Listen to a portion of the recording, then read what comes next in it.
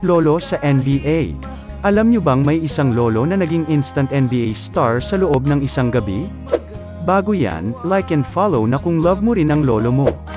Matagal ding pinagsikapan ni Andre Ingram ang kanyang NBA journey.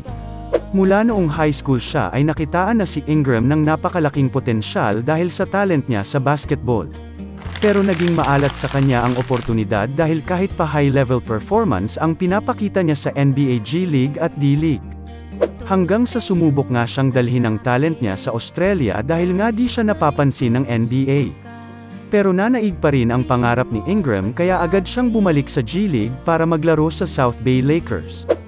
Hanggang sa finally ay binigyan siya ng chance na maglaro sa NBA. Siya ang pinakamatandang rookie matapos magdebut sa edad na 32 years old. Pero walang kaba kung maglaro itong si Ingram at ipinakitang kayang-kaya niyang sumabay sa galawan ng Lakers. Patunay siyang wala sa edad ang pagtupad ng pangarap. Ikaw idol, anong mga pangarap mo ang sinisikap mong tuparin ngayon? Comment mo na yan at pagkwentuhan natin.